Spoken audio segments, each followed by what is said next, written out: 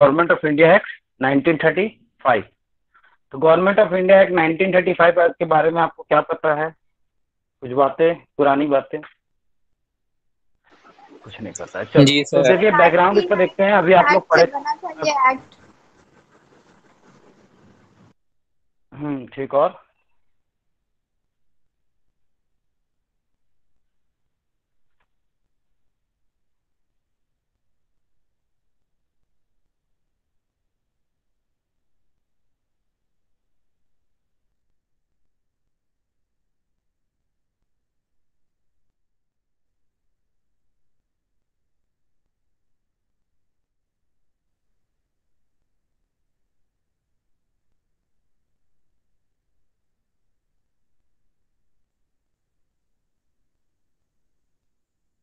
ठीक है, थोड़ा सा डिस्कनेक्ट हो गया था। तो देखिए जो आपका गवर्नमेंट ऑफ इंडिया एक्ट आया था, अब आवाज आ रही है? Yes sir. ठीक। तो जो गवर्नमेंट ऑफ इंडिया एक्ट है उसके बैकग्राउंड के बारे में देखते हैं कि गवर्नमेंट ऑफ इंडिया एक्ट कैसे आपका हमारे पास आया। तो उसके पीछे रीजंस आपके थे कि जो आपका पहला क्या आया था, जो मुदिमन कमेटी रिपोर्ट आई। उसके बाद आपके साइमन कमीशन आया। साइमन कमीशन ने कुछ रिकमेंडेशन दी। उनके बाद नेहरू रिपोर्ट आई। उसके बाद आपका राउंड टेबल कॉन्फ्रेंसेस हुए 3। उससे कुछ कंक्लूजन निकले, उसके कुछ रिकमेंडेशन निकले, है ना।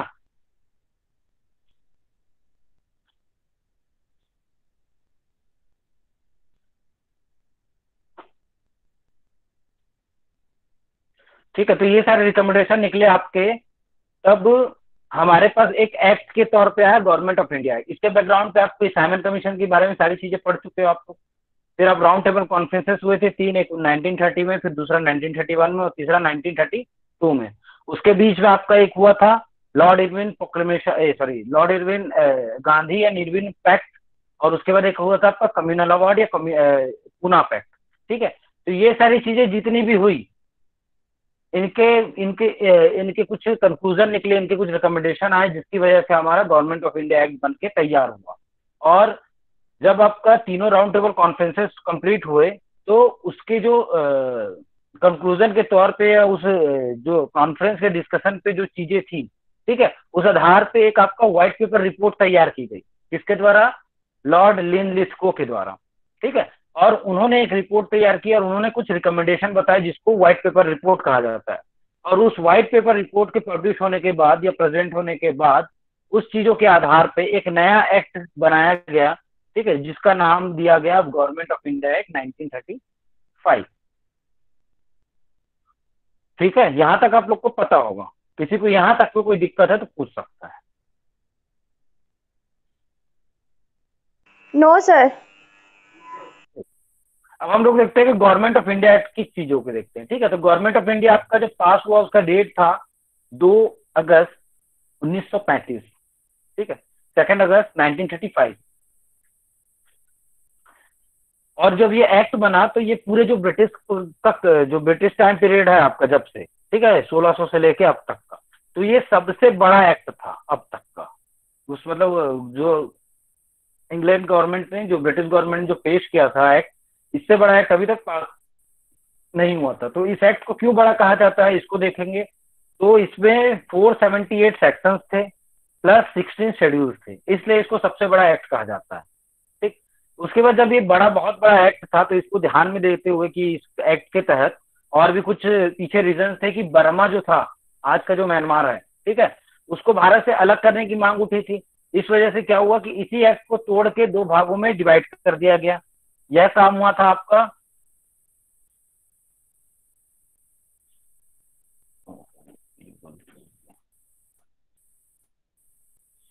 ठीक है, तो ये चीज आपकी हुई थी 20 दिसंबर 1935 को। आप लोग इसी में से डेट नोट करते जाइएगा। जो आपका 20 दिसंबर 1935 को, जो हमारा जो 2 अगस्त को ये एक्ट जब पास हुआ, ठीक है, इस एक्ट को 20 दिसंबर 1935 को तोड़ दिया गया 2 सेपरेट पार्ट्स में। और जो जब वो गवर्नमेंट ऑफ इंडिया एक्ट टूटा, जो original government of India act टूटा, तो इसको नाम दिया गया, एक एक्ट का नाम था the government of India act 1935 और दूसरे का नाम था गवर्नमेंट ऑफ बर्मा एक्ट 1935। इसके तहत क्या हुआ कि गवर्नमेंट ऑफ इंडिया एक्ट के तहत इंडिया की गवर्निंग पुलिस एक्ट को पारित किया गया और भारत से बर्मा को अलग करके बर्मा के लिए एक नया एक्ट लाया गया। ठीक है, तो अब जो बर्मा था वो भारत का पार्ट नहीं रहा, जो अभी तक पूरा ब्रिटिश इंडिया का जो पार्ट के तौर पे बर्मा जो इंक्लूड था उससे उसको अलग कर दिया गया। तो जो टोटल जब सबसे पहले जब हमारा जब ये एक्ट बना तो इसमें मैंने बताया आपको टोटल 478 सेक्शन थे और 16 शेड्यूल्स थे। टूटने के बाद इसमें बचे 321 या 321 सेक्शन और 10 शेड्यूल्स। ठीक, और एक गवर्नमेंट ऑफ बर्मा एक्ट के बारे में आपको ज्यादा जानने की जरूरत नहीं है। ठीक, क्लियर है यहाँ तक? अब आगे देखते हैं कि गवर्नमेंट ऑफ इंडिया एक्ट की बात बता दिया मैं आपको, फिर टोटल इसमें 321 सेक्शन है और टोटल 10 शेड्यूल्स हैं। इसका एम क्या, इसका जो मेजर एम था या उद्देश्य था वो क्या था? An act to make further provision for the government of India. ये जो फर्दर प्रोविजन की बात करता था ये गवर्निंग की बात करता था कि ये कुछ उपबंधों की बात करता था जो भारत सरकार के लिए आवश्यक है और भारत सरकार को चलाने के लिए, भारत शासन को चलाने के लिए। ठीक है, अब इसका जब ये एक्ट बना तो आप लोग याद रखिएगा, कभी भी कोई एक्ट के बारे में आप पढ़ेंगे आज के बाद से लेकर, ठीक है, अब जब 1935 का एक्ट आ गया तो ये मेजर चीजें इसमें आ गई थी। कभी भी याद रखना, हर अधिनियम या एक्ट के जो पहला सेक्शन होता है, सेक्शन 1, ठीक है, उसमें उसकी 3 चीजों के बारे में दिया होता है मेजर। पहला उसमें दिया होता है किसी एक्ट का नाम, कि जो भी ये जो हम पढ़ने वाले उस एक्ट का क्या नाम होगा। दूसरा दिया होता है कि इसका विस्तार कहाँ तक होगा, इसको बोलते हैं एक्सटेंट।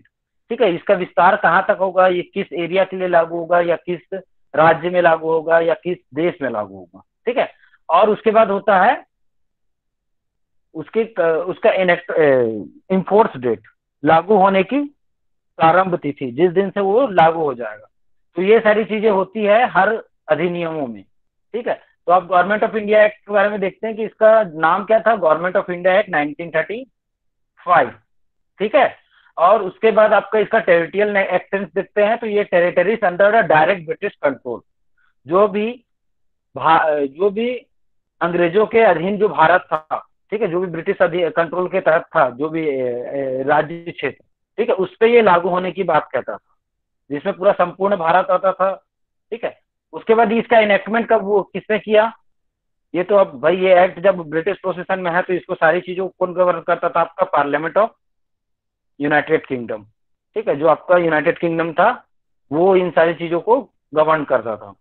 अब इसको रॉयल एसेट्स मिला, तो मैंने कहा था आपको थोड़ी देर पहले कि 2 अगस्त 1935 को इसको एसेंट मिला था, रॉयल एसेंट कंप्लीट मिल गया था। उसमें उन्होंने जो किंग जॉर्ज थे उन्होंने क्या कहते साइन किया और ये हमारा जो बिल था वो एक्ट के फॉर्म में बन गया।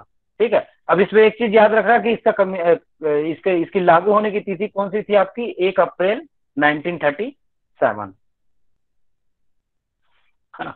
और उसके बाद एक चीज और मेजर चीज याद रखना कि जब गवर्नमेंट ऑफ इंडिया 1935 जो बना वो चल रहा था कंटिन्यू, जब हमारा भारत का संविधान जब तक लागू नहीं हो गया। तो याद रखना ये चीज कि जितने भी पुराने एक्ट होंगे, ठीक है, जो गवर्निंग से रिलेटेड है, जो गवर्नमेंट ऑफ इंडिया एक्ट और जो आपका कॉन्स्टिट्यूशन से रिलेटेड होंगे, ठीक है, वो सारे एक्ट आपके जब भारत आजाद हुआ और हमारे पास जब हमारा कॉन्स्टिट्यूशन आया, भारत का संविधान या इंडियन कॉन्स्टिट्यूशन जब लागू हो गया, ठीक है, तब वो अपने आप सारे एक्ट आपके रिपील हो गए। ठीक, तो ये रिपील की डेट इसकी है 26 जनवरी 1950 को। क्लियर है यहां तक चीजें? ठीक है, अब ये गवर्नमेंट ऑफ इंडिया एक्ट था, इसका मेन जो मोटो था या क्या इसके अंदर का चीजें थी उसको देखते हैं हम लोग। ठीक है, तो इसमें बोला था creation of A all India federation, जो आपकी व्हाइट पेपर रिपोर्ट आई थी, ठीक है, और आपका जो राउंड टेबल कॉन्फ्रेंसेस हुए थे उसमें ऑल इंडिया फेडरेशन की मांग कर रहे थे या बनाने की बात कह रहे थे। ठीक है, तो इस फेडरेशन की जो ऑल इंडिया फेडरेशन या भारतीय परिसंघ की जो मांग की जा रही थी, ठीक है, उसी को ये बनाने के लिए इस एक्ट को लाया गया था। मतलब इसे 321 सेक्शन थे, ठीक, और करीबन इसमें शायद 16 पार्ट और थे। ठीक है, मतलब 16 पार्ट में ही डिवाइड था। तो इसके तहत इसमें क्या ऑल इंडिया फेडरेशन की इन्होंने बात की थी। तो ऑल इंडिया फेडरेशन कैसे फॉर्म होगा या उसकी स्ट्रक्चर के बारे में बताया गया था कि ऑल इंडिया फेडरेशन कैसे बनेगा।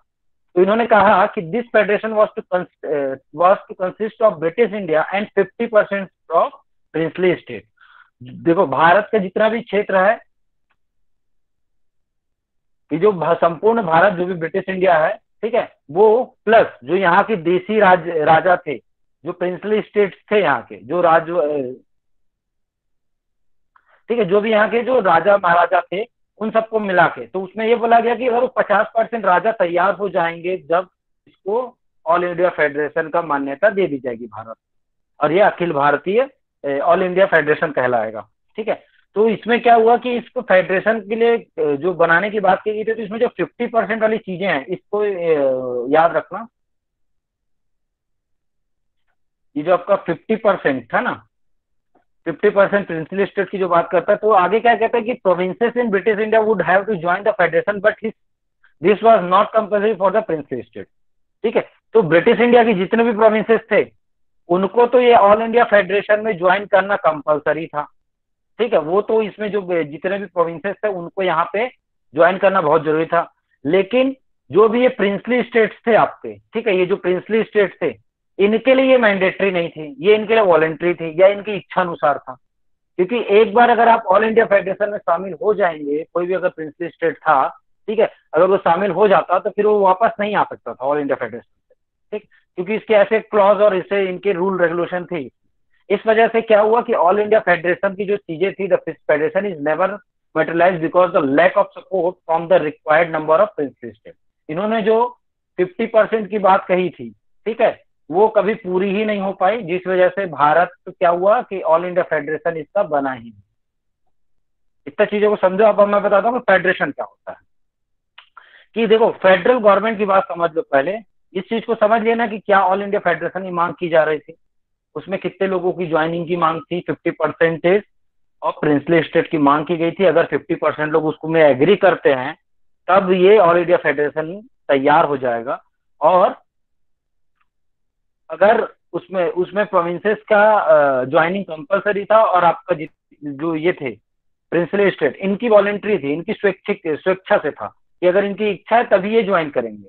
तो इनकी किसी की इच्छा हुई नहीं कि ये भारत संघ में शामिल, क्योंकि वो खुद अपने अपने इंडिपेंडेंट थे, स्वतंत्र थे। ठीक है, वो उनका अपना सब अपना, उनकी अपनी राज व्यवस्था थी। ठीक है, इस वजह से वो ज्वाइन नहीं करना चाह रहे थे।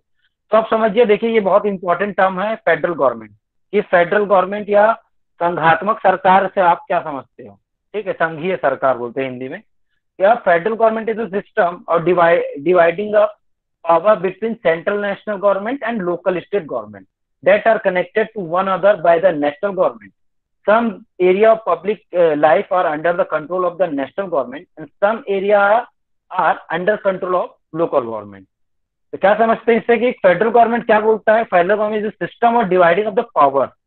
फेडरल गवर्नमेंट की जब भी बात होगी तो उसमें आपको एक चीज याद रखना है कि उसमें शक्तियों का विभाजन होता है, डिवीजन ऑफ पावर्स। ठीक है, जो भी पावर्स होती है उसमें उसका बंटवारा होता है। वो बंटवारा कैसे होता है? एक कुछ पावर सेंट्रल के पास होती है और कुछ भी जो उसके स्टेट्स होते हैं उनके पास होती है। ठीक है, जो भी सेंट्रल नेशनल गवर्नमेंट होती है उनके पास कुछ पावर्स होती है, और जो स्टेट गवर्नमेंट होती है उनके पास पावर्स होती है, और दोनों एक दूसरे से कनेक्टेड होते हैं। मतलब जो स्टेट गवर्नमेंट होता है वो नेशनल गवर्नमेंट से कनेक्टेड होता है। ठीक है, और some area of public life are under the control of national government and some area under control of local government. तो इसमें क्या चीजें होती हैं कि जो पब्लिक एरिया की जो बातें करते हैं, जो भी आपको लॉज बनाने का, उसको गवर्न करने का, एडमिनिस्ट्रेट करने का, उसमें शासन करने का, तो कुछ चीजें क्या होती है स्टेट गवर्नमेंट के पास रहती है और कुछ चीजें आपकी सेंट्रल गवर्नमेंट के पास होती है। स्टेट आपका सेंट्रल गवर्नमेंट से कनेक्टेड रहता है। तो ये फेडरल गवर्नमेंट की चीजें होती है। आगे आप एक फिगर देखिए, उसके बाद इसको समझते हैं। देखिए ये जो आपका है ना फेडरेशन, जो आप सीसॉ देखे ना, सीसॉ में क्या होता है कि एक तरफ अगर वजन होगा तो दूसरी तरफ वो डाउन हो जाता है। ठीक है, एक तो जब फेडरेशन की हम लोग बात करते हैं तो उसमें जो नेशनल गवर्नमेंट आपकी होती है और स्टेट होते हैं, इन दोनों को इक्विवेलेंट राइट्स मिलते हैं। मतलब जो भी आपका पावर्स का डिस्ट्रीब्यूशन होगा, यहाँ बीच में आपका पावर्स है। ठीक है, तो पावर का जो डिस्ट्रीब्यूशन है वो दोनों में बराबर के तौर पर रहता है कि नेशनल गवर्नमेंट के पास भी उतने ही पावर्स होंगे जितने स्टेट गवर्नमेंट, मतलब पावर्स का डिस्ट्रीब्यूशन इक्वल होता है कि दोनों को बराबर का अधिकार मिला होता है। अब देखिए ऐसा है कि कई बार जो पावर होती है, जो शक्तियों की बात कर रहे हैं हम लोग, ठीक है, उन शक्तियों को आप नाप नहीं सकते। वो शक्तियां क्या होती है? आपकी लेजिस्लेटिव पावर होती है, एग्जीक्यूटिव पावर होती है, और आपकी जुडिशियल पावर होती है। ठीक है, इन पावर्स की हम लोग बात कर रहे हैं। तो जब भी फेडरेशन की बात करेंगे, जब हम लोग संघ की निर्माण की बात करेंगे, तो उसमें नेशनल गवर्नमेंट और आपका जो आपका नेशनल गवर्नमेंट ये और आपका स्टेट, ये एक इक्विवेलेंट पोजीशन में रहेगा, तब आपका फेडरेशन का निर्माण होगा या स्थापना होगी। क्लियर है?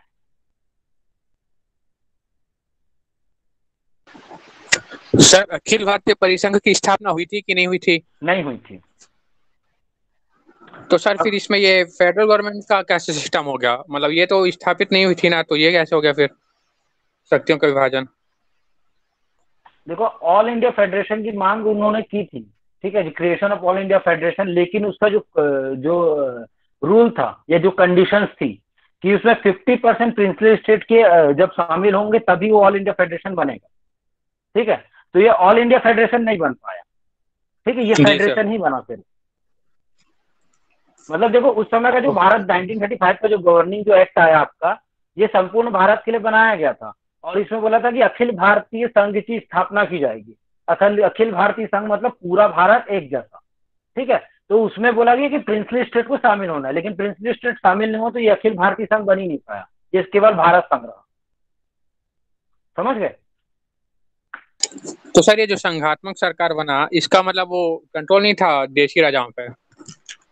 मतलब जो यहाँ के वो थे नहीं, राजा, नहीं, और उनके लिए नहीं जो बना ना? शामिल नहीं हुआ उनको, पर उसमें वहाँ जिन, देखो, अगर उस समय प्रिंसली स्टेट के तौर पे अगर ये सारे लोग शामिल हो जाते, राजा जितने भी थे, ठीक है, तो जो आपका भारत शासन अधिनियम आया था 1947 का, जब आगे आओगे तो आप लोग सुने होंगे सरदार वल्लभ भाई पटेल का नाम, जिन्होंने साम दाम दंड भेद का जी नीति सर। अपना के सारे राज्यों को भारत संघ में शामिल होने की बात कही थी और उसको साइन करवाया था।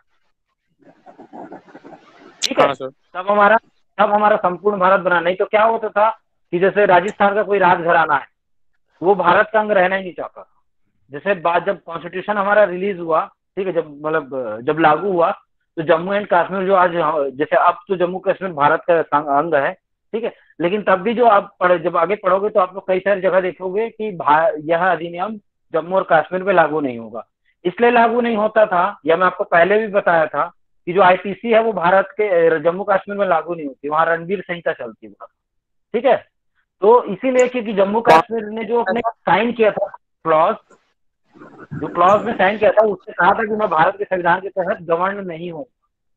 ठीक है, तो वो फेडरेशन का अंग कुछ शर्तों के साथ हुआ था और कुछ उसने अपनी भी शर्तें लगाई थी। तो वैसे ही अदर जितने भी जो राजघराने या राजवंश थे जो भारत में, जो देसी राजा थे पुराने, ठीक है, उनके लिए बात कही गई थी, तो उन्होंने इसमें शामिल होने से मना कर दिया, ये शामिल ही नहीं। तो जो उनका जो मेन जो टारगेट था जो 50% वाला, वो कंप्लीट नहीं हो पाया। इसलिए ऑल इंडिया फेडरेशन की जो इसमें जो प्रपोजल डाला था इस एक्ट के, वो कभी कंप्लीट नहीं हुआ। ठीक है, ओके सर। हाँ सर। उसके बाद हम लोग देखते हैं इसके प्रोविजंस के बारे में, कि प्रोविजंस में क्या होता है कि इसमें कई सारी चीजों को बताया प्रोविजंस में, कि option for the state to join, वही बात थी कि फेडरेशन के लिए ऑप्शंस डाला गया था स्टेटस के, सॉरी वो के जो नेटिव स्टेट्स थे उनके लिए। फिर इसमें जो एक्ट था, इसके जो मेन प्रोविजन थे, इसमें डिवीजन ऑफ पावर को बताया था, शक्तियों का विभाजन को, इसको हम डिटेल में आगे देखते हैं। ठीक, फिर आपका डायरकी जो थी, वो अभी तक आपकी जो 1919 के एक्ट के तहत कहाँ लागू की गई थी, प्रोविंसेस में, उसको हटा के आपका डायरकी सेंटर में लागू कर दिया गया। फिर आपका बाइकैमरल फेडरल लेजिस्लेचर की बात की गई। अभी तक आप लोग क्या पढ़ रहे थे, सेंट्रल लेजिस्लेचर की बात पढ़े थे, लेकिन उसको सेंट्रल लेजिस्लेचर जो केंद्रीय विधानमंडल या विधानसभा थी, सॉरी विधानमंडल था, उसका नाम बदल के उसको संघीय विधानमंडल नाम दे दिया गया। और वहां पे भी द्विसदनीय पद्धति अपनाई गई और बाइकैमरलिज्म को अपनाया गया। फिर आपका लेजिस्लेटिव पावर जो थे, कुछ लेजिस्लेचर के पावर्स को रेस्ट्रिक्टेड किया गया, जैसे 1919 में कई सारे पावर्स जो रेस्ट्रिक्टेड थे, इसको डिटेल में देखेंगे। ऑटोनॉमी इज नेम ओनली, जो ऑटोनॉमी थी वो सिर्फ गवर्नर जनरल के नाम पे थी, मतलब ठीक है। फिर आपका Indian council of secretary of state से संबंधित कुछ प्रोविजो डाला गया। सर, तो याद रख, ऑटोनॉमी जनरल के नाम में इसका क्या मतलब है? आगे बता रहा हूँ ना, इसको डिटेल में देखते हैं, अभी बस एक ऐसे देख रहे हैं। ठीक है, कि ऑटोनॉमी नेम ओनली मतलब कि गवर्नर जनरल के नाम की ऑटोनॉमी की बात कर रहा है। ठीक है, फिर जो Indian council of secretary of state, जो आप तक एसओएस की बात सुनते थे, एसओएस प्लस काउंसिल, उसके काउंसिल मेंबर, उसको इस एक्ट के थ्रू हटा दिया गया या खत्म कर दिया गया या अबॉलिश कर दिया गया। ठीक है, उसके बाद इन्होंने बात की थी फेडरल गवर्नमेंट की, सॉरी फेडरल कोर्ट की, ठीक है। और साथ ही साथ हाई कोर्ट जो पहले चल रहा था उसका थोड़ा सा और इनको बढ़ा दिया, और आपके कुछ अदर प्रोविजन थे, तो हम इसको आगे देखते हैं। ठीक, तो इन्होंने कहा था कि जो option for state to join की बात की जो करते हैं कि इसमें formation of all India federation की जो बात की गई थी कि ऑल इंडिया फेडरेशन का कि फॉर्मेशन किया जाएगा या निर्माण किया जाएगा। ठीक है, तो उसमें जो इंडियन स्टेट्स थे उनको किसमें वॉलेंट्री बेसिस में रखा गया था कि आपकी स्वेच्छा के अनुसार आप इसको ज्वाइन कर सकते हैं, इंडियन स्टेट एंड प्रोविंसेस। और अगर ये ज्वाइन कर लेते, वैसे इन्होंने मतलब जितने कई स्टेटों ने ज्वाइन नहीं किया, ठीक है, तो अगर ये ज्वाइन कर लेते तो इनको जो लेजिस्लेचर था, विधानमंडल था, उनमें इंडियन स्टेट्स के लिए और जो प्रोविंसेस थे उनके लिए अलग अलग सेपरेट सीट का निर्धारण किया गया था कि अगर इंडियन जो यहाँ के राजघराने आएंगे तो उनका भी यहाँ पे जो लेजिस्लेचर जो है, ठीक है, वहां उनका भी वो होना चाहिए, मतलब उनके लिए भी सीट आरक्षित की जानी चाहिए। ठीक है, और इस एक्ट के तहत जो वायसराय था उसको क्या बोलते, वो तो शुरू से रिप्रेजेंटेटिव ऑफ क्राउन था और उसको सारे जितने भी फंक्शन थे उसको करने के पावर्स दे दी गई थी। एक चीज और याद रखना, यहाँ पे वायसराय और गवर्नर जनरल की पोस्ट को तोड़ दिया गया था। तोड़ दिया गया था मीन्स कि वायसराय और गवर्नर जनरल चाहे तो अलग अलग व्यक्ति को नियुक्त कर सकते थे, लेकिन इस पर कोई नया व्यक्ति नहीं आया था, कोई अदर ऐसा कोई पर्सन नहीं बना जो मतलब गवर्नर जनरल और वायसराय की पोस्ट को तोड़ दिया, लेकिन उसके लिए एक ही व्यक्ति के ऊपर वो दोनों पोस्ट दे देता था। समझ रहे हो बात को?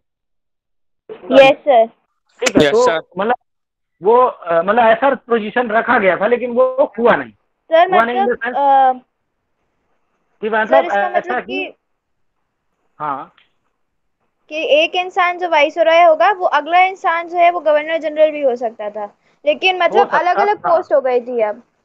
हाँ, लेकिन इसमें क्या बोलते हैं ऐसा किया कि इसमें पोस्ट को अलग किया, लेकिन एक ही पर्सन को दोनों पोस्ट देके रखी थी। ठीक है, मतलब इसमें कोई खास मतलब ये चेंजेस आए थे, लेकिन उतने कुछ काम पे उसका कुछ काम ऐसा हुआ नहीं। ठीक, तो वायसराय गवर्नर जनरल की ये चीजें थी। ठीक, समझ गए? अब देखते हैं division of power.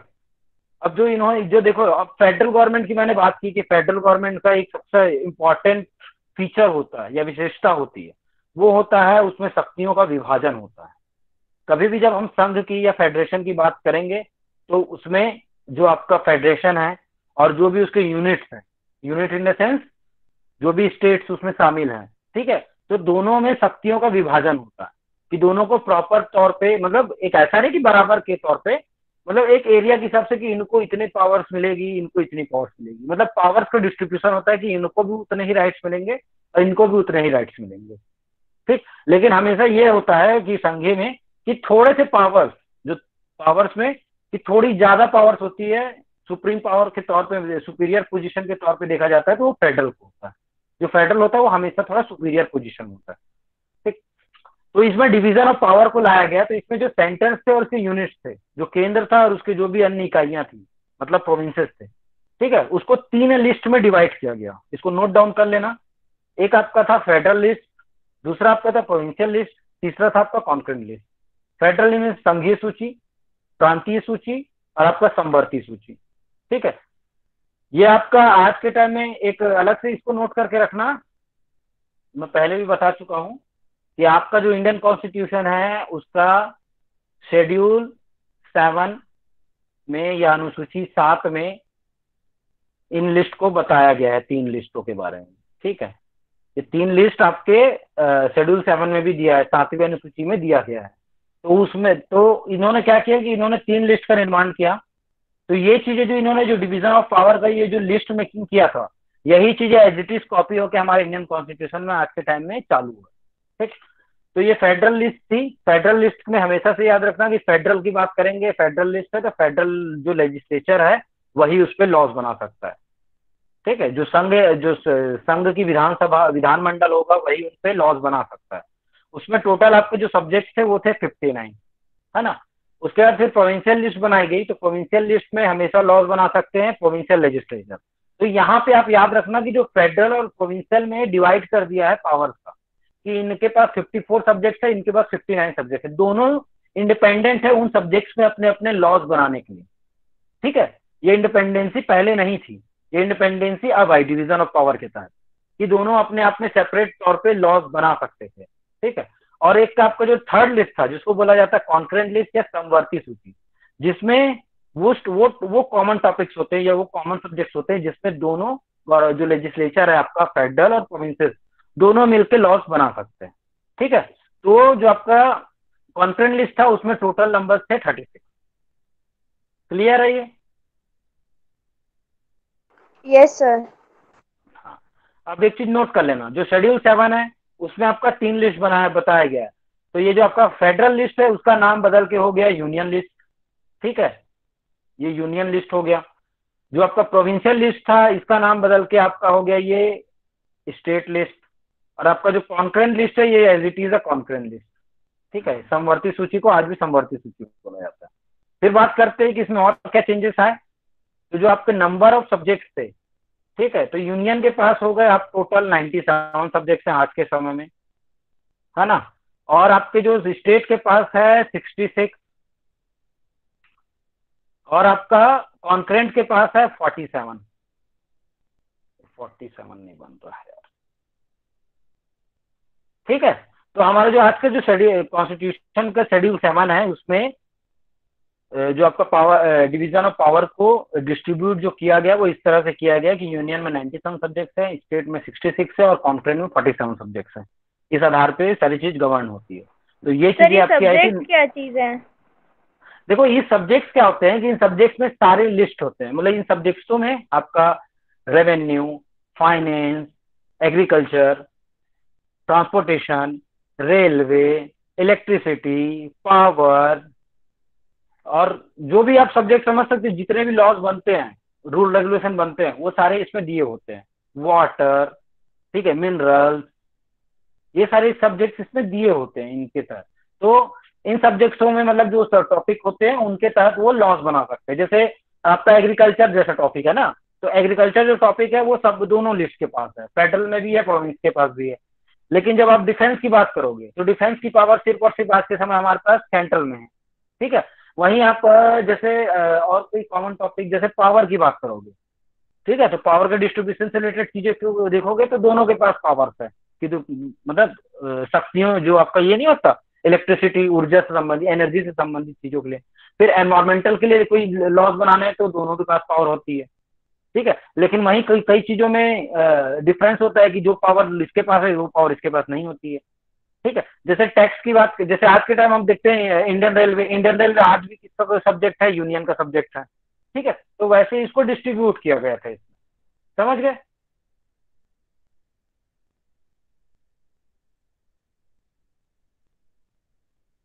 Yes sir. फिर अब इसमें जब भी देखियो, अब ये लिस्ट ऑफ डिसाइड कर दिया गया, सब्जेक्ट को डिस्ट्रीब्यूट कर दिया गया कि 59 इनके पास होंगे, फेडरल के पास, प्रोविंस के पास 54 होंगे, कॉन्करेंट के पास 36 होंगे। बट जो फेडरल लेजिस्लेचर आपका था, ठीक है, वो हमेशा सुपीरियर पोजीशन में होता था।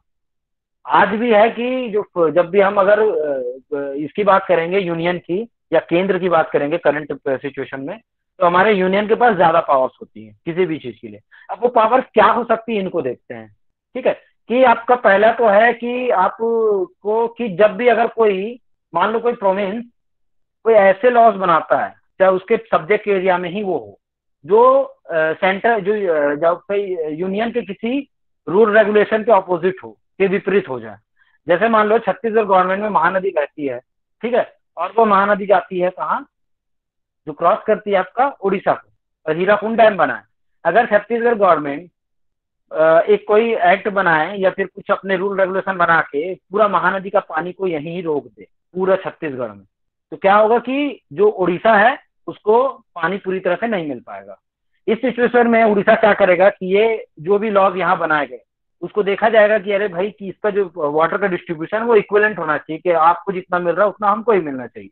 ठीक है, तो इस वजह से क्या होगा कि ये बात से अगर ऐसा कोई लॉ बना तो इसके लिए वो यूनियन सेंट्रल के पास जाएगा, और सेंट्रल इस चीजों को देखेगा कि यहाँ पे अगर उन्होंने कोई चीजों को वायलेट किया है, कि उन्होंने जो इक्वलिटी की बात कर रहे हैं कि बराबर का सबको मिलना चाहिए वाटर का जो डिस्ट्रीब्यूशन है, ठीक है, तो यहाँ पे क्या करेगा, इन्होंने जो भी लॉज बनाया उसको वो रिपील करवा देगा या खत्म करवा देगा। ठीक है, या उसमें अमेंडमेंट करवा देगा। तो ये पावर किसके पास आ गई, सेंट्रल के पास आ गई। समझे कि जब भी कोई ऐसे लॉज बने जो किसी स्टेट ने बनाए अपने लिए, लेकिन उससे क्या हुआ कि सेंट्रल के कुछ जो रूल रेगुलेशन है उसके वो ऑपोजिट हो गया, ये सेंट्रल की जो थ्योरी है उसके पीछे की, उसके कोई ऑपोजिट हो जाए, ठीक है, तब ये क्या होता है, फेडरल के पास पावर, जो मतलब जो सेंट्रल के पास जो पावर होती है वो उसको तब वो उसके पास उसकी सुपीरियर पोजीशन आ जाती है, तब वो उस पर कोई भी एक्शन लेने के लिए तैयार हो सकता है। समझ गया? तो इन चीजों को इसमें डाला गया कि फेडरल लेजिस्लेचर के पास ये पोजीशन दी गई कि कभी भी ऐसी सिचुएशन आएगी तो वो उन चीजों को कर सकता है। ठीक है, अब उसके बाद आगे है कि viceroy was wasted with residual power. ठीक है, अनुषांगिक शक्तियों की बात कहते हैं इसको। अब ये क्या होती है? रेसिड्यूरी पावर, रेसिड्यूरी पावर्स बोली जाती है इसको। ठीक है, ये भी हमारे पास आज भी है, जो रेसिड्यूरी पावर्स है वो भी हमारे पास आज है इंडियन कॉन्स्टिट्यूशन में। ठीक, ये हमारे राष्ट्रपति को मिली हुई है। इसमें क्या होता है कि अगर कोई फेडरल और प्रोविंशियल लिस्ट में कोई सब्जेक्ट किसी सब्जेक्ट, जैसे कॉन्करेंट लिस्ट में किसी चीज पे दोनों ने मिलकर लॉज बनाए और उन दोनों के बीच कॉन्फ्लिक्ट हो गया, तो उसको रिसॉल्व करने का पावर किसके पास रहेगा? वायसराय के पास। ठीक, दूसरी चीज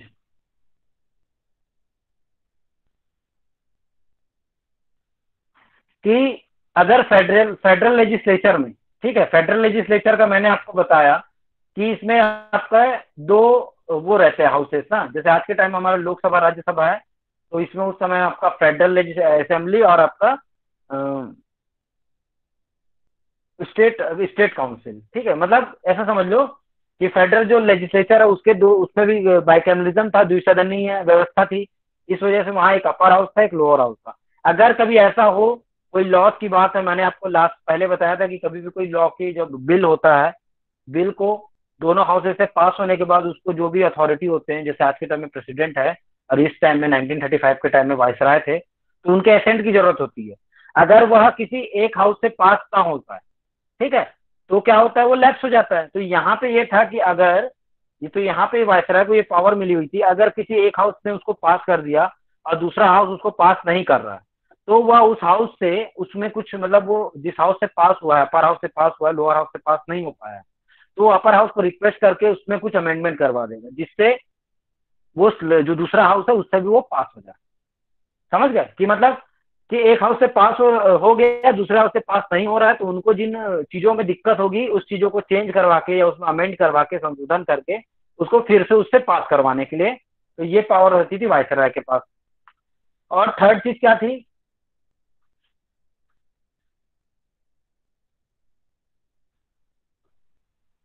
कि हाँ, थर्ड ये चीज थी कि इसके पास कोई भी लॉज बन रहा है, कोई भी, ठीक है, और वो लॉज अगर इनको पसंद नहीं आया, मतलब इनको लग रहा है कि ये कोई भी इनके जो ब्रिटिश पार्लियामेंट के जो भी लॉज बने हैं उनके खिलाफ जा रहा है, तब इनके पास एक पावर थी वायसराय के पास, जिसको मैं लास्ट क्लास में भी बताया था, विट्टो पावर। ठीक है, निषेधाधिकार। तो वह उस चीज को वहां पे रोक सकता था। दूसरा, वो उन चीजों को वापस भेज सकता था, जो आज के टाइम हमारे भारतीय संविधान में राष्ट्रपति के पास है। राष्ट्रपति के पास भी वीटो पावर तो नहीं दी गई है हमारे राष्ट्रपति को आज, ठीक है, लेकिन उसको वापस भेजने का अधिकार दिया गया है कि अगर उसको कोई बिल में दिक्कत लगती है तो वो एक बार वापस कर सकता है। ठीक है, समझ गए?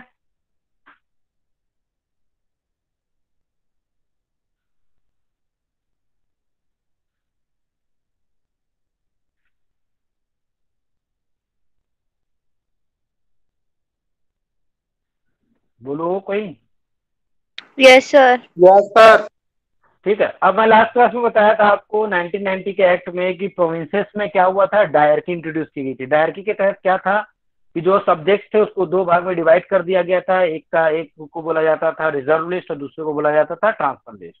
रिजर्व लिस्ट की चीजें थी, सेम चीजों को यहाँ पे क्या हुआ कि डायरकी जो प्रोविंसेस में थी, उसके पीछे बहुत सारी आप लोग डायरकी फेलियर ऑफ डायरकी के रीजन को बहुत अच्छे से जान चुके हो।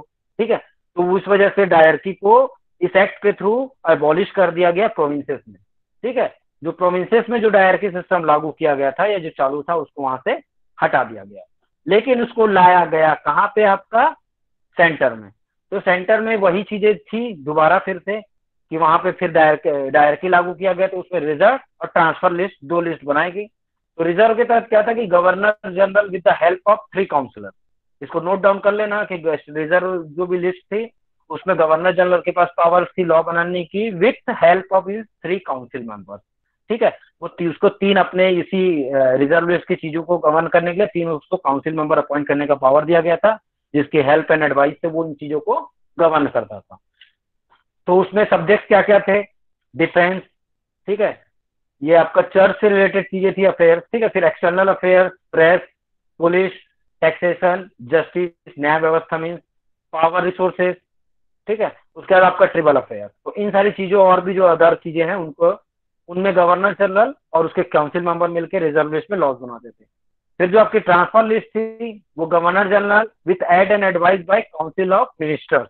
तो इसमें आप एक चीज नोट कर लेना कि इसमें मैक्सिमम 10 मिनिस्टर्स की बात कही गई थी कि जो काउंसिल के 10 मिनिस्टर्स थे उनके एड एंड एडवाइस से वो गवर्नर जनरल उन पे लॉज बना सकता था। तो वो जो ट्रांसफर लिस्ट के सब्जेक्ट थे वो लोकल गवर्नमेंट, फॉरेस्ट, एजुकेशन और हेल्थ था, और भी एक्सेक्टर थे, ठीक है। अब इसको थोड़ा सा ऐसे समझो कि यहाँ पे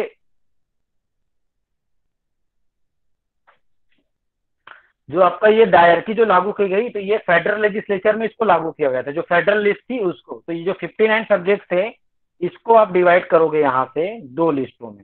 एक आपका हो जाएगा रिजर्व, ठीक है, और एक आपका हो जाएगा ट्रांसफर। समझे? Yes sir. ठीक है। तो जो आपका ये जो यहाँ पे जो चेंजेस आपको दिख रहे हैं रिजर्व और आपका ट्रांसफर, ठीक है, ये जो आपका रिजर्व और ट्रांसफर में जो चीजें हैं वो आपकी इसमें चेंजेस आई थी। जो फेडरल लिस्ट में जो सब्जेक्ट थे 59 इसमें उसको डिवाइड कर दिया गया था रिजर्व और ट्रांसफर के तौर पे। तो उसमें क्या क्या सब्जेक्ट थे एक बार फिर से देख लेते हैं कि जो रिजर्व टॉपिक्स थे जिससे सिर्फ और सिर्फ governor general with help of his 3 councils member, ठीक है, काउंसिलर्स, ठीक है, तो उनके हेल्प के साथ बनाता था। तो वो था आपका रक्षा से संबंधी या डिफेंस। उसके बाद आपका ये चर्च से रिलेटेड चीजों के लिए था। फिर आपका एक्सटर्नल अफेयर की चीजें थी। फिर आपका प्रेस की स्वतंत्र, प्रेस के से रिलेटेड जो भी लॉज बनाने थे वो। फिर पुलिस प्रशासन, पुलिस सिस्टम जो चलता है उससे रिलेटेड। फिर आपका जो कर से संबंधित कितने टैक्स लगाने चाहिए, कैसा टैक्स का सिस्टम रहेगा, इन सारी चीजों पे लॉज बनाने का पावर सेंट्रल के पास था। फिर आपका जस्टिस, न्याय व्यवस्था से रिलेटेड। फिर पावर्स रिसोर्सेज या ऊर्जा संसाधन कि कहाँ पे कोयला है, कहाँ पे क्या है, उन सारी चीजों का जो भी मिनरल्स जो भी होते थे उनके पे लॉज बना। फिर जो ट्रिबल अफेयर से रिलेटेड चीजें थी उनसे रिलेटेड। फिर आपको जो ट्रांसफर था जिसमें council member, council of minister जो मैक्सिमम 10 हो सकते थे उनके एडवाइस से गवर्नर जनरल बनाता था। तो वो लोकल गवर्नमेंट, फॉरेस्ट, एजुकेशन और हेल्थ की चीजें। क्लियर है? Yes sir.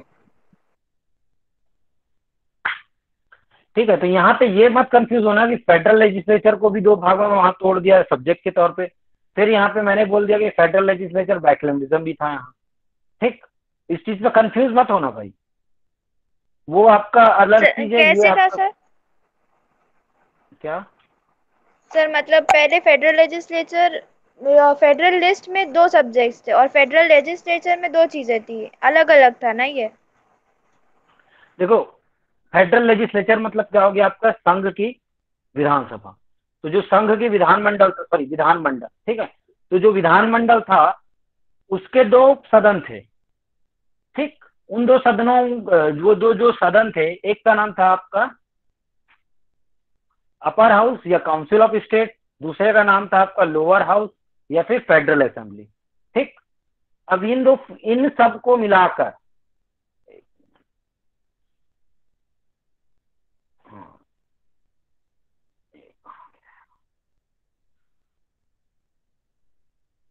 ठीक है, ये दोनों को मिलाकर आगे जाके ये आपका पूरा ये चीज हो गई। ये इन सारी चीजों को ये पूरा आपको जो दिख रहा है इतना फेडरल लेजिस्लेचर की चीजें जिसमें अपर हाउस, लोअर हाउस थे, इनका डिवाइडेशन आगे जाके हो जाता था आपका फेडरल लिस्ट के तौर पे। ठीक है, ये इन लोग मिलके आपका फेडरल लिस्ट की चीजों पे काम करते थे, है ना। तो जो आपकी फेडरल लेजिस्लेचर था, उसमें 2 पार्ट थे उसके, एक मतलब 2 सदन थे या 2 चैम्बर्स थे। ठीक है, एक आपका था अपर हाउस और एक आपका था लोअर हाउस। अपर हाउस को हम बोलते थे काउंसिल ऑफ स्टेट और लोअर हाउस को हम बोलते थे federal assembly. Council of state में आपके टोटल मेंबर थे 260 और फेडरल असेंबली में आपके टोटल मेंबर थे 375। ठीक, समझ गए? सर ये अपर हाउस और लोअर हाउस मिलकर फेडरल लिस्ट की सब्जेक्ट्स पे काम करता था क्या? हाँ, जैसे आज के समय में हमारी लोकसभा राज्यसभा है ना, आज के समय में वहां पर जी सर। लोकसभा राज्यसभा है, वो दो सदन है हमारे पार्लियामेंट के, ठीक है। और हमारे पास फेडरल लिस्ट भी है। तो फेडरल लिस्ट में क्या बोला गया कि फेडरल गवर्नमेंट बनाएगी। तो federal government consist of Lok Sabha, Rajya Sabha and president. Sorry, ये जो जैसे जैसे यहाँ पे देखते हैं कि फेडरल लेजिस्लेचर जो है आपका, मतलब आपका जो फेडरल गवर्नमेंट है वो किसका कंसिस्ट, फेडरल गवर्नमेंट उस फेडरल लिस्ट में लॉज बनाएंगे। तो फेडरल गवर्नमेंट की में कौन लोग शामिल है आपका, आपका फेडरल लेजिस्लेचर, आपका गवर्नर जनरल। फिर फेडरल लेजिस्लेचर की अगर बात करेंगे तो उसमें आपके दो हाउसेस हैं, एक आपका अपर हाउस, एक आपका लोअर हाउस। तो इन सारी चीजों को मिलाकर आपका फेडरल गवर्नमेंट तैयार होता है। तो फेडरल गवर्नमेंट के लिए फेडरल लिस्ट है, प्रोविंशियल गवर्नमेंट के लिए प्रोविंशियल लिस्ट है, जिनमें दोनों मिलकर बनाएंगे वो कॉन्करेंट लिस्ट है। क्लियर?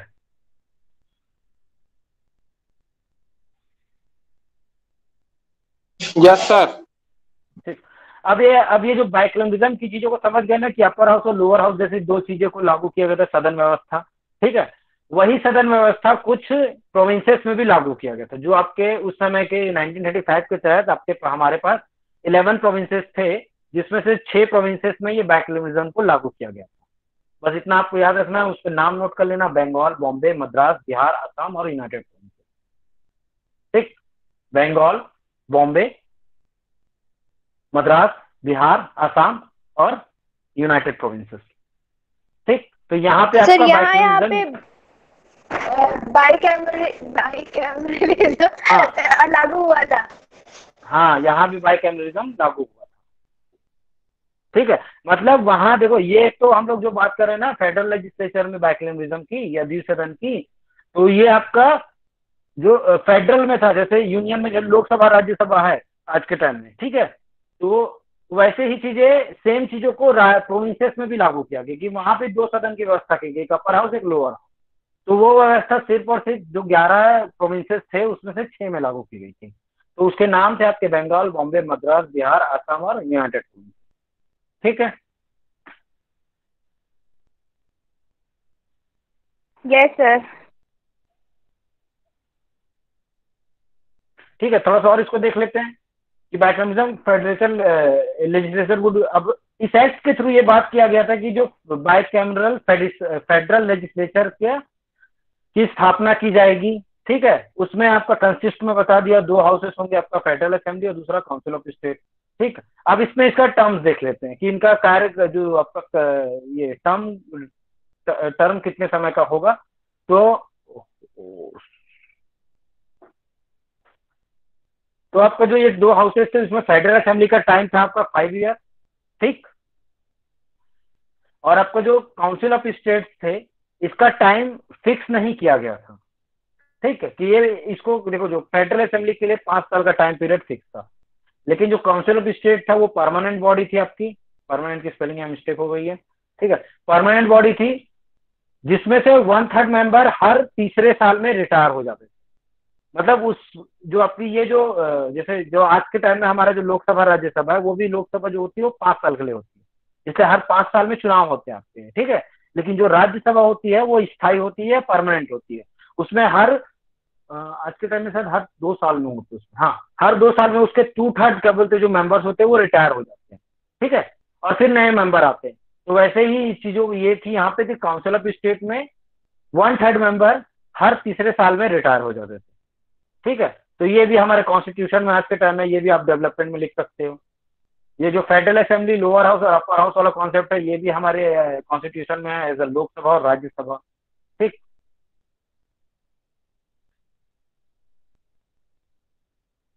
ठीक है।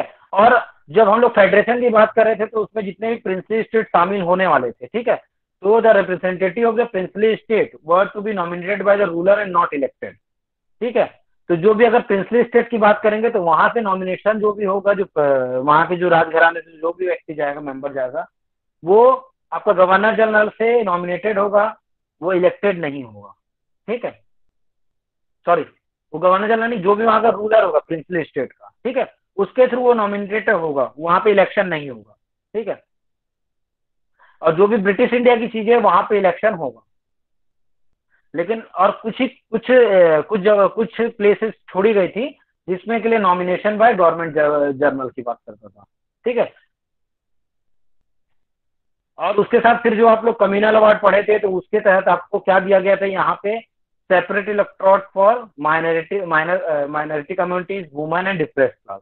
ठीक है, जो अल्पसंख्यक थे, महिलाएं थी, साथ ही साथ जो डिप्रेस क्लास थे, ठीक है, उनको यहाँ पे सेपरेट इलेक्ट्रोड दिया गया था, पृथक निर्वाचन मंडल के इनको दे दिया गया था इस एक्ट के।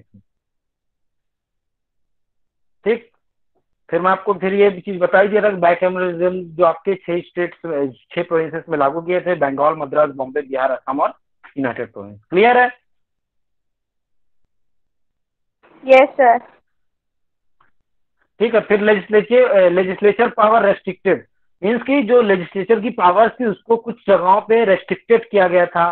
ठीक है, तो उसमें क्या किया गया था कि जो गवर्नर जनरल थी उसको बहुत सारी पावर्स दी गई थी। वो पावर्स आपके एडमिनिस्ट्रेशन से रिलेटेड थी, आपके लेजिस्लेचर से रिलेटेड थी। ठीक है, तो वो पावर्स में क्या था कि अगर बिल कोई, जैसे मैं आपको पहले ही बताया कि अगर कोई बिल की बात है, अगर bill not pass by other houses, अगर किसी एक हाउस से वो पास नहीं होता तो उसको अमेंड करवाने की पावर थी गवर्नर जनरल के पास। ठीक है, कोई मैटर ऐसा उठता है जिसमें हाउसेज की क्या बोलते हैं सहमति नहीं बन पाती है किसी मैटर पे लॉज बनाने के लिए। ठीक है, कोई मैटर ऐसा है जो बार बार कैंसिल होते जा रहा है, उस पर लॉ नहीं बनता है। ठीक है, या कोई लॉ ऐसा बना रहे हैं जिसके लिए गवर्नर जनरल एग्री नहीं करता तो वो क्या करेगा, या कोई भी ऐसी सिचुएशन में उसके पास पावर थी कि ज्वाइंट सीटिंग बुलाने की दोनों हाउसेज, वो दोनों हाउसेज की ज्वाइंट सीटिंग बुला सकता है कि दोनों की एक साथ बैठक करा के जो भी मामला होगा उसको वहीं पे निपटाने के लिए वो ज्वाइंट सीटिंग बुला सकता था। फिर उसको एक और एक्स्ट्रा पावर मिली हुई थी, वीटो पावर, जिसके तहत वो किसी भी एक्ट को, सॉरी किसी भी बिल को वो अपना वीटो पावर यूज करके वहीं पे उसको कैंसिल कर सकता था, वो पूरी तरह से वहां खत्म कर सकता था, और साथ ही साथ उसको सेंड इट बैक, उसको वापस भेज सकता था। ठीक है, तो जो लेजिस्लेचर, सर ये किसके पास पावर थी? ये सारी पावर आपकी थी गवर्नर जनरल के पास। जो गवर्नर जनरल ने लेजिस्लेचर पे कुछ पावर के जो पावर्स पे रेस्ट्रिक्शंस लगाया था, तो वो रेस्ट्रिक्शन जो लगे थे उस वजह से गवर्नर जनरल के पास ज्यादा पावर्स आ गई। ठीक है, समझे कि मतलब लेजिस्लेचर के ऊपर जो लगा था पावर का कंट्रोल, वो गवर्नर जनरल के पास ज्यादा पावर आ गई थी। जैसे देखो अब ऐसा है ना, मैं आपको लास्ट टाइम क्या बताया था कि अगर कोई बिल है, अगर एक हाउस से पास नहीं हुआ तो दूसरे हाउस में वो लैप्स हो जाता है। अगर दूसरा मतलब एक हाउस से पास हुआ दूसरे हाउस से नहीं पास हुआ तो वो क्या हुआ, वहां पे वो लैप्स हो जाता है। लेकिन यहाँ पे क्या होता था, अगर एक हाउस से पास हुआ और दूसरे हाउस से पास नहीं हुआ तो यहाँ पे आपका कौन आ जाता था इंटरफेयर करने के लिए, गवर्नर जनरल, और वो उसमें अमेंड करवा देता था कि हाँ चलो ठीक है, नहीं पास हो रहा, क्यों नहीं पास हो रहा, तो ये प्रोविजन है इसके, या ये चीजें हैं जिसको बदल दिया जाए तो हम लोग पास कर देंगे, तो उसके लिए वो पास कर देता था। फिर वो उन दोनों को ज्वाइंट सेटिंग बुला दे सकता था दोनों के लिए। ठीक है, कि दोनों हाउसेस को बुला के जो भी चीजों की डिस्कशन करना है वो था। फिर वो उसके पास ये पावर थी कि अगर भाई जब जिसको दोनों अपर हाउस से पास होकर लोअर हाउस में पास हो गया तो सीधा क्या है, जब दोनों हाउस से पास हो गया तो उस चीजों को क्या है कि अब गवर्नर जनरल को एसेंट देना कंपलसरी होना चाहिए, मतलब उसको भाई जब दोनों चीजें डिस्कस कर लिए, लेकिन यहाँ पे उसके वो वीटो पावर दे दी गई थी तो वो उसको रोक सकता था, फिर यो तो चाहे या उसको वापस दे सकता था। तो इसका सीधा मतलब यह है कि जो लेजिस्लेचर था या जो विधान मंडल था हमारा, मतलब जो बनने की बात कह रहा था यह एक्ट, उसमें उसकी पावर्स को कम दी गई थी, मतलब जो लेजिस्लेचर की पावर्स को कम कर दी गई थी, क्योंकि उसके ऊपर एक बैठाल दिया गया था ना गवर्नर जनरल को कि वो कोई भी काम करता था उसको वहीं पे रोक देंगे। जैसे मान लो कोई, अब वहां पे बात की गई कि अभी आप लोग इस स्लाइड में क्या देखे कि the representative of British India were be elected. ठीक है, तो यहाँ पे इलेक्शन के थ्रू वहां के मंत्रिमंडल में सारे लोग शामिल हुए, मीन्स वो इंडियंस थे, मतलब वो उसमें कैटेगरीज थी कि वो ऐसे ऐसे डिस्ट्रीब्यूट होगा, लेकिन जितने भी ज्यादा से ज्यादा नंबर जो पर्सन थे वो तो इंडियंस थे। अब उन्होंने कोई जो आपका एक्ट है उसके संबंधित कुछ चीजों को अपर हाउस लोअर हाउस से पास किया। अब वो चीजें क्या लगी जो आपके गवर्नर जनरल को, वो उसको लगा कि जो ब्रिटिश की जो भी रूल रेगुलेशन है उसके ये खिलाफ जा रहा है। ठीक है, तब यहाँ पे क्या वो अपना वीटो पावर कर दिया। तो जो मेन जो मिनिस्टर्स की पावर थी वो तो यहाँ पे रेस्ट्रिक्टेड कर दी गई ना, कि वो जो चीज को करने वाले जो उनका काम है लॉज बनाने का, वो तो उसको फुलफिल नहीं कर पा रहे थे ना, तो इसलिए बोला गया कि legislature power must be restricted. ठीक है,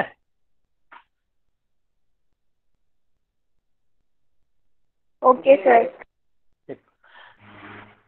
अब देखते हैं ऑटोनॉमी इन नेम ओनली ठीक है, तब अब ऑटोनॉमी की बात तो थी, वो नेम ओनली थी। कहाँ की ऑटोनॉमी की बात कर रहे हैं हम लोग? प्रोविंसेस की बात कर रहे हैं। ठीक है, कि प्रोविंसेस को ऑटोनॉमी की बात की गई थी, कि प्रोविंसेस को मैं आपको बताया था ना कि सब्जेक्ट डिवीजन ऑफ पावर किया गया था, कि पावर का डिस्ट्रीब्यूशन कर दिया गया था, लिस्ट बना दी गई थी, फेडरल लिस्ट, प्रोविंशियल लिस्ट। लेकिन तो इसके तहत क्या किया, बोला गया था कि जो प्रोविंसेस में ऑटोनॉमी की बात की गई थी कि हाँ आप स्वतंत्र रहेंगे, कि स्वशासी रहेंगे, अपने अपने प्रोविंस को खुद गवर्न करेंगे। ठीक है, और इसके तहत उन्होंने डायरकी भी अबॉलिश कर दी गई थी वहाँ प्रोविंसेस। लेकिन जो और जो प्रोविंशियल एडमिनिस्ट्रेशन था, ठीक है, प्रोविंशियल एडमिनिस्ट्रेशन था, तो उसमें जो प्रोविंशियल मतलब जो भी प्रांत में जो भी आपका प्रशासन पद्धति, जो भी सिस्टम था, उसको गवर्न करने का या उसको ऑपरेट करने का पावर तो दे दिया गया था जो भी वहाँ के मंत्रिमंडल रहते थे, उसके कुछ जो पॉपुलर मिनिस्टर्स थे उनको। ठीक है, जो भी हेड में जो भी लीडर, जो हेड लीडर रहते थे, जो बड़े नेता होते थे, मिनिस्टर्स होते थे, उनको दे दिया गया था पावर, किसके थ्रू? गवर्नर के थ्रू। ठीक है, और इसमें जो मिनिस्टर्स को बोला गया कि ministers are responsible to governor. तो अब यहाँ पे ऑटोनॉमी नेम इन ओनली कैसे हो गया कि जो गवर्नर को जो पावर मिला था, कि गवर्नर को ये दिया गया था कि वो मिनिस्टर में से अपने पसंदीदा मतलब मिनिस्टर का जो काउंसिल ऑफ मिनिस्टर्स है, उसमें से कुछ मिनिस्टर्स को चुन ले और उनको प्रोविंशियल एडमिनिस्ट्रेशन दे देता था उसके हाथ में। तब क्या होता था कि मिनिस्टर रिस्पॉन्सिबल हो जाते थे गवर्नर के। अब गवर्नर के पास ये पावर्स थी कि वह, सॉरी एक मिनट ना, लैपटॉप बंद हो गया।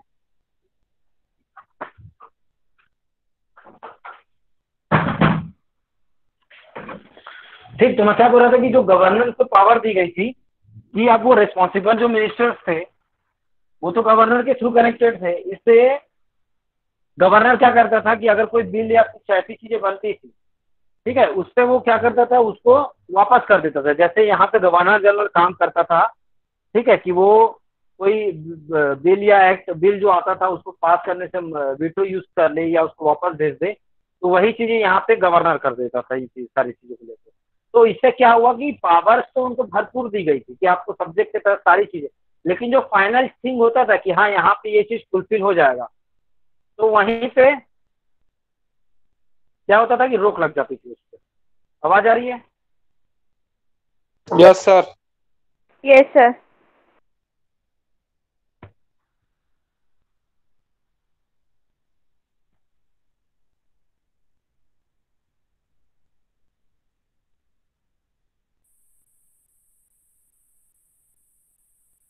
एक मिनट डिस्प्ले आने दो।